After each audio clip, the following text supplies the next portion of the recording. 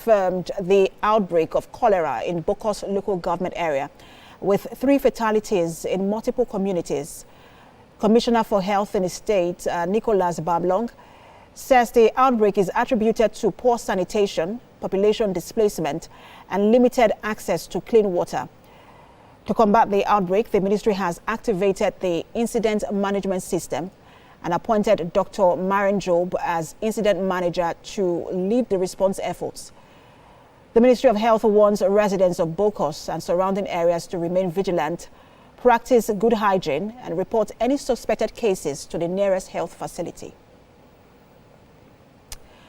Now, joining me on the news at 7 is the Chief Epidemiologist, Plateau State, Dr. Maren Damala. She joins me via Zoom from Jos. Good to have you join us. Good evening. It's a pleasure to be here. Thank you for inviting me.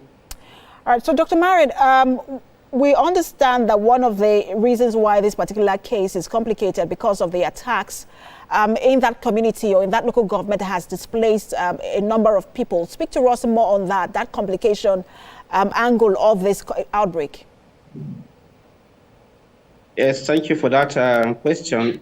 You know, some weeks back, some of the villages in Bokkos local governments were attacked, and then the people were displaced. So some of them moved to the city, to the town, to stay with some of their relations, and some in the IDP camp. And because of that population density in the town, so the water scarcity becomes something that they have to deal with. And open defecation also suffices. So with that, the people are now exposed to cholera outbreak in that particular town. And what has been done? Because I saw pictures from that particular local government and the communities. It looks very unhygienic, even for anyone to live in. How are you walking around the particular situation or the particular situation of that area to ensure that people get the treatment that they need and that it doesn't spread further?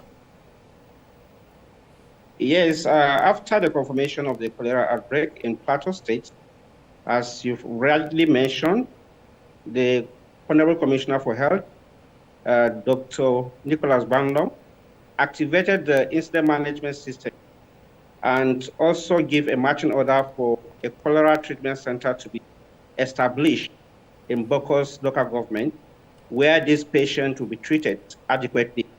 And the logistic pillars already predispositioned some drugs or medications and other response commodities in the LGA and giving free services to the patients that are on admission in the Cottage Hospital, Bokkos. And in addition, the state is also planning to establish the cholera treatment center where all these patients will be mobilized and then treated. In addition, you know, if the source is not being treated, of course, we keep on having recurrence. So we are working hand in hand with the environmental departments and ministry, and also Ministry of Water Resources, in order to sanitize their water source by using some drugs or chemicals to purify their water. And we also gave all the family members some purifying tablets to purify the water that they drink in their houses, so that this can be prevented, and then the people that already are with this cholera disease will also be treated. Interesting you mentioned the water angle, because the last thing they want to deal with is it's an outbreak of disease after security challenges in that local government. But I just also wanted to ask you, what would be the advice that you would give to people who live in that community in terms of their daily lifestyle, just to ensure that it doesn't spread further? Yes, it's very important for them to keep good hygiene, good environmental sanitation, and good individual hygiene. You know, cholera is being spread as a fecal-oral route, means that it's from feces to mouth. So, number one, they have to avoid open defecation, because it's by open defecation that water, when the rainfall comes, it washes all the fecal matters into the water source. And then by the time that they take from that water source and drink or use it for any other reason, they can get infected.